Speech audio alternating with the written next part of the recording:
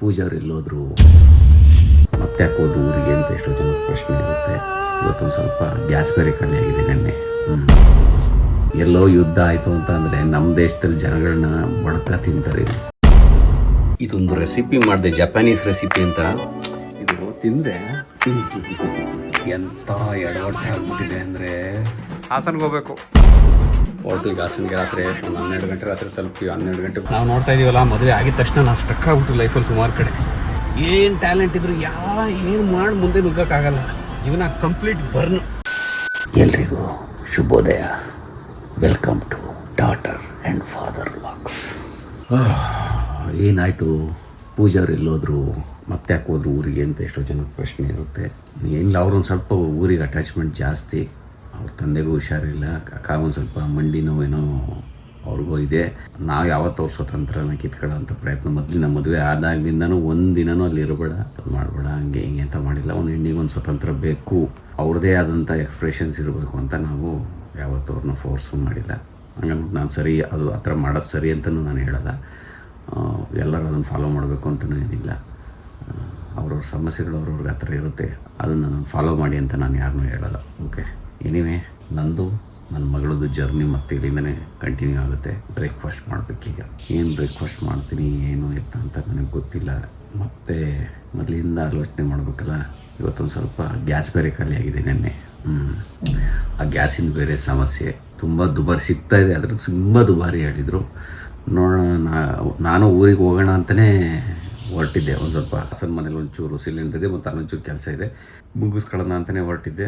ಅಷ್ಟರೊಳಗೆ ನಾವು ಬರೋದ್ರೊಳಗೆ ಪೂಜಾ ಅವರು ಟ್ಯಾಕ್ಸಿ ಮಾಡ್ಕೊಂಡು ಅವರೇ ಹೊರಟ್ಬಿಟ್ಟಿದ್ರು. ಈಗ ನಾನು ಹೋಗೋದು ಅವರು ಹೋಗೋದು ಅದು ಯಾವ ಒಂಥರ ಇದು ಸರಿ ಹೋಗಲ್ಲ ಅಂತ ಮಗಳು ನಾನು ಇಲ್ಲೇ ಉಳ್ಕೊತೀನಿ ಅಂತ ನನ್ನ ಜೊತೆ. ಹಂಗಾಗಿ ನಾವು ಇಲ್ಲೇ ಓದಿದ್ದೀವಿ. ನೋಡೋಣ, ಹೋಗ್ಬೋದು ಹಾಸನಿಗೆ. ನಂದೊಂದು ಸ್ವಲ್ಪ ಕೆಲಸ ಇದೆ, ಆದರೆ ಈಗ ಹೋಗಲ್ಲ. ಬಟ್ ಈಗ ಗ್ಯಾಸ್ ಇಲ್ಲ, ಸ್ಟವ್ ಇಲ್ಲ, ಅಂದರೆ ಒಂದೇ ಒಂದು ಎಲೆಕ್ಟ್ರಿಕ್ ಸ್ಟವ್ ಇದೆ, ಅದರಲ್ಲಿ ನಾವೀಗ ಸರ್ವೈವ್ ಮಾಡಬೇಕು. ಆಲ್ಮೋಸ್ಟ್ ಬೆಂಗಳೂರಲ್ಲಿ ಎಲ್ಲರೂ ಯಾರು ಸಿಲಿಂಡರ್ಗಳೇ ತಗೊಂತಾ ಇಲ್ವಂತೆ. ಆ ಲೋಕಲ್ ಅಂಗಡಿಯವ್ರು ಕೇಳಿದ್ನಲ್ಲ, ಪ್ರತಿಯೊಬ್ಬರು 6-7 ಲೋಕಲ್ದಲ್ಲಿ ಸಿಲಿಂಡರ್ಗಳು ಹೋಗೋವಂತೆ. ಈಗ ದಿನಕ್ಕೆ ಒಂದು ಹೋಗೋದು ಕಷ್ಟ ಆಗಿದೆಯಂತೆ. ಆಮೇಲೆ ಆ ಅಂಗಡಿಯವರು ಏನು ಸ್ಟಾಕ್ ಬರ್ತಾ ಇದೆಯಲ್ಲ, ಆ ಸ್ಟಾಕ್ ಅವ್ರು ಕೊಡ್ತಿರೋದೇ ಕಡಿಮೆ ಅಂತೆ. ಈಗ ಅಂಗಡಿಯವ್ರಿಗೆ ಅವ್ರಿಗೆ 3200 ಕೊಡ್ತಾರೆ ಸರ್, ನಾವೊಂದು 250-300 ರೂಪಾಯಿ ಲಾಭ ಹಿಡ್ಕೊಂಡು ಕೊಡ್ತಾಯಿದ್ದೀವಿ ಅಷ್ಟೇ, ಹಂಗೆ ಹಿಂಗೆ ಅಂತ ಹೇಳ್ತಾರೆ. ಅದ್ರ ಒಳಗಡೆನೇ ತಿರುಳು ಯಾರಿಗೆ ಗೊತ್ತು ಹೇಳಿ ನೋಡೋಣ. ಎಲ್ಲೋ ಯುದ್ಧ ಆಯಿತು ಅಂತ ಅಂದರೆ ನಮ್ಮ ದೇಶದಲ್ಲಿ ಜನಗಳನ್ನ ಬಡ್ಕ ತಿಂತಾರೆ. ಇಲ್ಲಿ ಎಲ್ಲ ಸ್ಟಾಕ್ ಕರೆಕ್ಟಾಗೇ ಬರ್ತಾಯಿದೆ. ಇವರು ಸ್ಟಾಕ್ ಹಿಡ್ಕೊಂಡು ಬಿಟ್ಟು ರೇಟ್ ಜಾಸ್ತಿ ಮಾಡ್ಕೊಂಡು ಮಾರ್ತಾಯಿದ್ದಾರೆ. ಬಡವ್ರನ್ನಂತೂ ಒಡ್ಕೊಂಡು ತಿಂತಾಯಿದ್ದಾರೆ ಅಂತ ಹೇಳ್ತಾರೆ. ನಮ್ಮ ದೇಶದಲ್ಲಂತೂ ಒಂದು ಕಾಯಿಲೆ ಆಗಂಗಿಲ್ಲ, ಏನಾದರೂ ಒಂದು ಸಣ್ಣ ಪುಟ್ಟದ್ದು ಏನಾದರೂ ಒಂದು ಇಶ್ಯೂ ಆಗಂಗಿಲ್ಲ. ಜನಗಳ ಸಮಸ್ಯೆಲಿದ್ದಾರೆ ಅಂತ ಗೊತ್ತಾದರೆ ಆ ಸಮಸ್ಯೆನೇ ಬಂಡವಾಳ ಮಾಡ್ಕೊಂಡು ಅದರಲ್ಲೂ ದುಡ್ಡು ಮಾಡ್ಕೊಬಿಡ್ತಾರೆ. ಇಲ್ಲಿ ಬಂತಪ್ಪ ದೇಶ, ಏನು ಕತೆ ಅನ್ನೋದೇ ಒಂದು ಅರ್ಥ ಆಗಲ್ಲ. ಅಂದರೆ ಮನುಷ್ಯನೇ ಹೊಡ್ಕೊಂಡು ತಿನ್ನೋ ಅಂಥ ಪರಿಸ್ಥಿತಿಲಿದೆ. ಎಸ್ಪೆಷಲಿ ನಮ್ಮ ದೇಶದಲ್ಲಿ ಜಾಸ್ತಿ ಆಗ್ತಾಯಿದೆ. ಸರ್ಕಾರ ಕಂಟ್ರೋಲ್ ಇಲ್ಲ ಇದ್ರ ಮೇಲೆ. ಯಾವುದಾದ್ರೂ ಒಂದು ಹಂತದಲ್ಲಿ ಸರ್ಕಾರ ಇದ್ರ ಬಗ್ಗೆ ಮಾತಾಡಿದೆಯಾ? ಇಷ್ಟೆಲ್ಲ ಆಟೋದವ್ರು ನೋಡಿದ್ರೆ ಅವ್ರಿಗೂ ಡಬಲ್, 55 ರೂಪಾಯಿ ಇದ್ದಿದ್ದು ಗ್ಯಾಸು 110-20 ಮಾಡೋರಂತೆ. ಅವರು ಪಾಪ ಅವ್ರು ಡಬಲ್ ಮಾಡೋದನ್ನೇ ಏನು ಮಾಡ್ತಾರೆ, ಕಸ್ಟಮರ್ಸು ನೀವು ಯಾಕೆ ಇಷ್ಟೊಂದು ಪ್ರೈಸ್ ತಗೊಂತೀರಾ ಅಂತ ಅಂದ್ಬಿಟ್ಟು ಅವ್ರ ಮೇಲೆ ಕೂಗಾಡ್ತಾರೆ. ಒಂದ್ಸರಿ ಟ್ರಾನ್ಸ್ಪೋರ್ಟೇಷನ್ಸ್ ಜಾಸ್ತಿ ಆಯಿತು ಅಂದರೆ ಎಲ್ಲ ವಸ್ತುಗಳು ದುಬಾರಿ ಆಯ್ತವೆ. ಆಮೇಲೆ ಇದು ಆರ್ಟಿಫಿಷಿಯಲಾಗಿ ಮಾಡ್ತಾ ಇರೋದು, ಏನು ಬರೋಂಗಿಲ್ಲ, ಕೋವಿಡ್ ಬರೋಂಗಿಲ್ಲ, ಎಲ್ಲೋ ಯಾವ ದೇಶದಲ್ಲಿ ಯುದ್ಧ ಆಗಂಗಿಲ್ಲ, ನಾವು ಅಲ್ಲಿಂದ ಇಂಪೋರ್ಟ್ ಮಾಡ್ಕೊತಿದ್ದೀವಿ ಅನ್ನೋ ರೀಸನ್ನ ಹಿಡ್ಕೊಂಡು ಡಬಲ್ ಮಾಡಿಬಿಡ್ತಾರೆ ಎಲ್ಲ. ಅದನ್ನು ಡಬ್ಬಲ್ ಏನು ಗ್ಯಾಸ್ ನೋಡಿಬಿಟ್ರೆ 3 ಪಟ್ಟು ಜಾಸ್ತಿ ಆಗೋಗಿದೆ. ಮನುಷ್ಯ ಬದುಕೋಕ್ಕಾಗತ್ತೆ ಹಿಂಗಾದರೆ?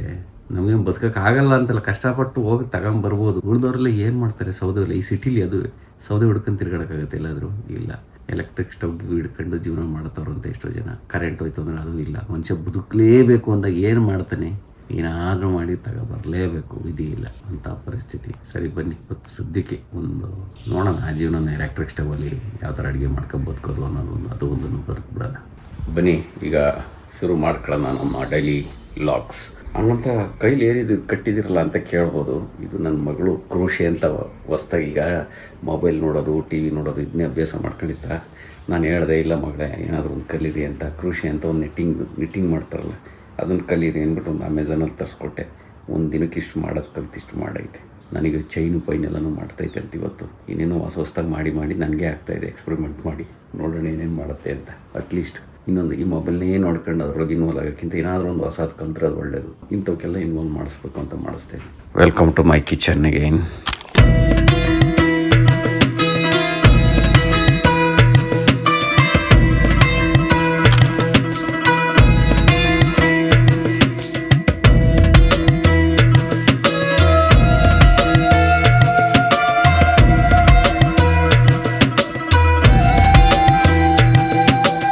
ರೆಸಿಪಿ ಮಾಡಿದೆ, ಜಪಾನೀಸ್ ರೆಸಿಪಿ ಅಂತ. ಜಪಾನೀಸ್ ಫುಡ್ ಯಾಕಂದರೆ ತುಂಬ ಹೆಲ್ದಿ ಆಗಿರುತ್ತೆ. ಅವರು ಜಪಾನೀಸ್ ಜನ ಇದ್ದಾರಲ್ಲ, ಅವರು 100 ವರ್ಷದ ಮೇಲೆ ಬದುಕ್ತಾರಂತೆ. ಅಂದರೆ ಆಹಾರ ಪದ್ಧತಿ ಹಂಗಿರೋದ್ರಿಂದ. ನಮ್ಮ ಇಂಡಿಯಾದಲ್ಲಿ 60ರಿಂದ 70 ವರ್ಷದವರೆಗೂ ಬದುಕ್ತಾರಂತೆ, ಅಂದರೆ ನಮ್ಮ ಆಹಾರ ಪದ್ಧತಿ ಹಂಗಿರೋದ್ರಿಂದ. ಹಾಗಾಗಿ ಒಂದು ಹೆಲ್ದಿ ರೆಸಿಪಿ ಮಾಡೋಣ ಅಂದ್ಬಿಟ್ಟು ಜಪಾನೀಸ್ ನೋಡ್ಕೊಂಡು ಮಾಡಿದ್ದೀನಿ. ಅದೇನೋ ಎಗ್ ಏನೋ ಹೇಳ್ತಾರೆ, ಅದನ್ನ ತಪ್ಪು ಏನೋ ಹೆಸರು ಬಂತು, ಮಾಡಿದೆ. ಎಷ್ಟು ರುಚಿಯಾಗಿದೆ ಇದು ಅಂದರೆ ಬ್ರೆಡ್ಗೆ ಹಾಕಂತೀನಿ. ಈ ಥರ ಬ್ರೆಡ್ ಅಲ್ಲ, ಒಂಥರ ಬಂದಂಗೆ ಬರುತ್ತೆ, ಅದಕ್ಕೆ ಹಾಕಂತೀನಿ. ನಾನು ಅದರ ಬ್ರೆಡ್ ಇದ್ದಿದ್ದರಿಂದ ಇದು ಯೂಸ್ ಮಾಡಿದ್ದೀನಿ. ಇದು ತಿಂದರೆ ಸಕ್ಕತ್ತಾಗಿದೆ ಟೇಸ್ಟ್. ಇದು ಬೇಕು ಅಂದರೆ ಹೇಳಿ, ಒಂದು ರೆಸಿಪಿ ಮಾಡಾಕ್ತೀನಿ ನೆಕ್ಸ್ಟ್. ಯಾಕಂದರೆ ನಾನು ಎಕ್ಸ್ಪೆರಿಮೆಂಟ್ ಮಾಡಿ ಹಾಕಕ್ಕೆ ಚಂದ ಆಯಿತಾ. ಎಕ್ಸ್ಪೆರಿಮೆಂಟ್ ಮಾಡ್ದೇ ನಾನು ಮಾಡೋಕ್ಕದು ಸರಿ ಹೋಗಲ್ಲ. ಸಖತ್ತಾಗಿದೆ ಇದು. ಮಗಳಿಗೆ ಏನು ಹೇಳುತ್ತೆ ನೋಡೋಣ ಎದ್ದಾಗ. ಮಗಳಿಗೆ ಮ್ಯಾಂಗೋ ಬಂದಿದೆ, ಹಣ್ಣು ಬಂದಿದೆ.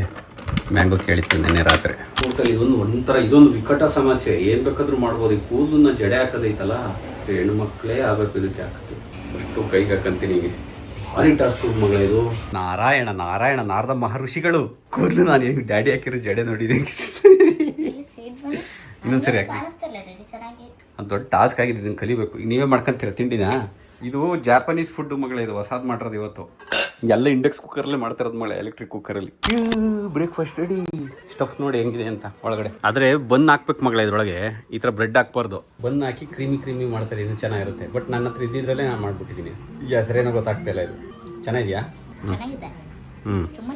ಓ ಮೈ ಗಾಡ್ ಮಗಳು, ಎಂಥ ಎಡವಟ್ಟು ಆಗ್ಬಿಟ್ಟಿದೆ ಅಂದರೆ, ಎಲ್ಲ ಪ್ರಿಪೇರ್ ಆಗಿ ಹಾಲ್ ಟಿಕೆಟ್ ಕಲೆಕ್ಟ್ ಮಾಡ್ಕೊಂಡಿದ್ದೀನಿ. ಎಕ್ಸಾಮ್ ಯಾವತ್ತು ಅಂತ ಗೊತ್ತಿಲ್ಲ. ಜಸ್ಟ್ ನೋಡ್ತಾ ಇದ್ದೀನಿ, ನಾಳೆನೇ ಎಕ್ಸಾಮು ಹಾಸನಲ್ಲಿ.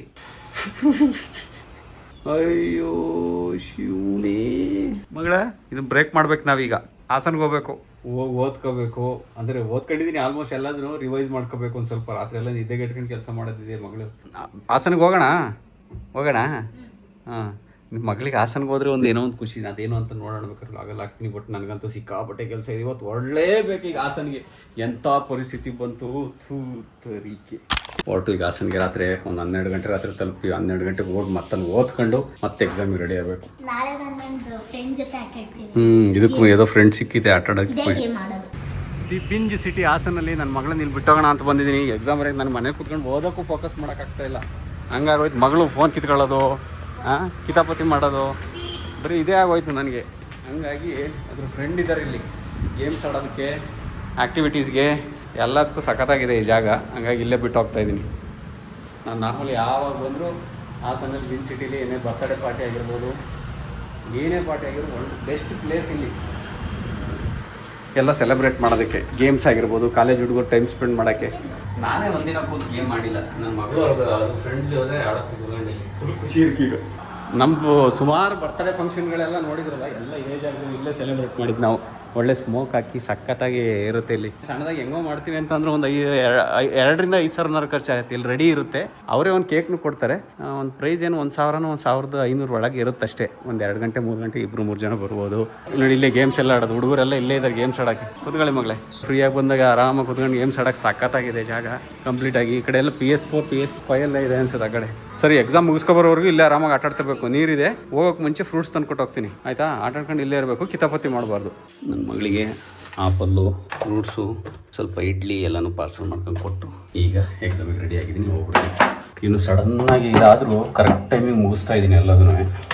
ಸದ್ಯ ಜಸ್ಟ್ ಪಾಸ್ ಆದರೂ ಸಹ ಥಿಯೇಟ್ರಿಗೆ ಬಂದು ಕೂತೈತಂತೆ ಮಗಳು. ತಾಳಿ ಫ್ರೂಟ್ಸ್ ತಿನ್ನಿ. ಫ್ರೂಟ್ಸು ಒಂದು ಇಡ್ಲಿ ಇದೆ, ಇಬ್ಬರು ಆ್ಯಪಲ್ ಇದೆ, ಇಬ್ಬರು ಶೇರ್ ಮಾಡಿ ಫ್ರೂಟ್ಸ್ನ. Okay, take care. ಬರ್ತೀನಿ 6 o'clock.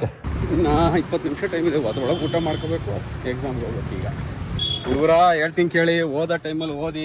ಮದುವೆ ಆದಮೇಲೆ ನೀವು ಅದು ಮಾಡ್ತೀನಿ ಇದು ಮಾಡ್ತೀನಿ ಅಂದರೆ ಚಾನ್ಸೇ ಇಲ್ಲ. ಜೀವನ ತುಂಬ ಕಷ್ಟ ಆಗುತ್ತೆ ಮದುವೆ ಆದಮೇಲೆ ಇವೆಲ್ಲ ಮಾಡೋದು. ಅಷ್ಟು ಸುಲಭದ ಮಾತೇ ಇಲ್ಲ. ಓದೋ ಟೈಮಲ್ಲಿ ಅವು ಇವು ಅಂದ್ಕೊಂಡು ಟೈಮ್ ಹೋಗುತ್ತಲ್ಲ, ಆ ಟೈಮ್ ಉಪಯೋಗಿಸ್ಕೊಳ್ಳಿ. ನಿಜವಾಗ್ಲೂ ಜೀವನದಲ್ಲಿ ತುಂಬ ಮುಂದೆ ಹೋಗ್ಬೋದು. ನಾವು ನೋಡ್ತಾ ಇದ್ದೀವಲ್ಲ, ಮದುವೆ ಆಗಿದ ತಕ್ಷಣ ನಾವು ಸ್ಟಕ್ ಆಗ್ಬಿಟ್ಟು ಲೈಫಲ್ಲಿ ಸುಮಾರು ಕಡೆ. ಏನು ಟ್ಯಾಲೆಂಟ್ ಇದ್ರು ಏನು ಮಾಡಿ ಮುಂದೆ ನುಗ್ಗೋಕ್ಕಾಗಲ್ಲ. ಅದರಲ್ಲೂ ಫ್ಯಾಮಿಲಿ ಸಮಸ್ಯೆಗಳು ಅದು ಇದು ಅಂತ ಬಂತು ಅಂತ ಇಟ್ಕೊಳ್ಳಿ, ಜೀವನ ಕಂಪ್ಲೀಟ್ ಬರ್ನು, ಏನೂ ಉಳಿಯಲ್ಲ. ಅದಕ್ಕೆ ಓದೋ ಟೈಮಲ್ಲಿ ಓದಿ. 30 ವರ್ಷದೊಳಗೆ ಏನೆಲ್ಲ ಸಾಧನೆ ಮಾಡ್ಬೋದು, ಎಲ್ಲ ಅವಕಾಶ ಇದೆ. ಇಡೀ ಪ್ರಪಂಚನೇ ನಿಮ್ಮದು, ಆಕಾಶನೇ ನಿಮ್ಮದು, ಎಷ್ಟು ಎತ್ತರಕ್ಕೆ ಬೇಕಾದ್ರೂ ಆರ್ಬೋದು. ಜಸ್ಟ್ ಒಂದೇ ಒಂದು ಯಾವುದಾದ್ರೂ ಎಮೋಷನ್ ನಿಮ್ಗೆ ಆ ಟೈಮಲ್ಲಿ ಬರೋದು, ಒಂದೇ ಒಂದು ಎಮೋಷನ್ ಅಂದ್ರೆ ಪ್ರೀತಿ ಪ್ರೇಮ. ಅದರಿಂದ ಹೊರಗಡೆ ಬನ್ನಿ, ಅಷ್ಟೇ ಸಾಕು, ಸಾಧನೆ ಮಾಡಿ ಬಿಸಾಕ್ತೀರ. ಏನು ಕರ್ಮೋ, ಗ್ಯಾಸ್ ಇಲ್ದೇ ಹೋಟ್ಲುಗಳೇ ಓಪನ್ ಇಲ್ಲ ಎಲ್ಲೂ ಹಾಸನದಲ್ಲಿ. ಆ ಜಸ್ಟ್ ಇಡ್ಲಿಗೆ ಹೋದೆ, ಅಲ್ಲೂ ಅವರು ಗ್ಯಾಸ್ ಇಲ್ದೇ ಇಲ್ಲ ಸರ್ ಅಂದರು. ಹುಡ್ಕಾಡ್ಕೊಂಡು ಒಂದು 5-6 ಹೋಟ್ಲು ಹುಡ್ಕಾಡ್ದೆ ಸಿಗಲಿಲ್ಲ. ಕೊನೆಗೆ ಬಂದಿದ್ದೀನಿ ಈಗ ಇಲ್ಲಿ ಉಡುಪಿ ಹೋಟ್ಲಿಗೆ. ಹಾಂ ರವೆ ಇಡ್ಲಿ. ಏನು ಗ್ಯಾಸ್ ಸಿಗ್ತಾ ಇದೆಯಾ ನಿಮಗೆ? ಹೌದಾ, 6,000? ಸೌತ್ ಇಂಡಿಯನ್ ಮಾತ್ರ ಮಾಡ್ತೀವಿ. ಹಾಂ ಹಾಂ, ಬರೀ ನಾರ್ತ್ ಇಂಡಿಯನ್ ಮಾತ್ರ ಗ್ಯಾಸ್.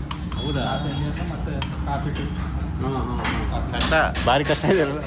ಹೆಂಗೋ ಈ ಹೋಟೆಲ್ ಅನ್ನದಾತರು ಅಲ್ಲಿ ಇಲ್ಲಿ ಒಬ್ಬೊಬ್ಬರು ತಕ್ಕೊಂಡು ರೇಟ್ನು ಜಾಸ್ತಿ ಮಾಡ್ದಾನೆ, ಗ್ಯಾಸ್ ರೇಟ್ ಜಾಸ್ತಿ ಆಗಿದ್ರು ರೇಟ್ ಜಾಸ್ತಿ ಮಾಡ್ದಾನೆ ಅಡುಗೆ ಮಾಡ್ತಾರಲ್ಲ ಅವ್ರದ್ದು. ಏನು ಗೌಡ್ರಿ, ಇಡೀ ಎಪಿಸೋಡಲ್ಲಿ ಏನೇನೋ ಬೀಪ್ ಹೊಡಿತಾ ಇದ್ದೀರಾ, ಏನು ಮಾಡ್ತಾ ಇದ್ದೀರಾ, ಏನು ಎತ್ತ ಎಲ್ಲರಿಗೂ ಯಾರಿಗೂ ಗೊತ್ತಾಗ್ತಿಲ್ಲ. ಅಂದರೆ ನಾನು ಅನುಭವದ ಮುಖಾಂತರ ಹೇಳ್ತಾ ಇದ್ದೀನಿ. ನೀವು ಕೆಲವೊಂದು ಕೆಲಸ ಮಾಡುವಾಗ ಯಾವುದಾದ್ರೂ ತುಂಬ ಇಂಪಾರ್ಟೆಂಟ್ ಕೆಲಸ ಮಾಡ್ತಾಯಿದ್ದೀರಾ ಅಂತಂದರೆ ಯಾರಿಗೂ ಹೇಳ್ಬೇಡಿ, ಹೇಳ್ದೇ ಕೆಲಸ ಮಾಡಿ.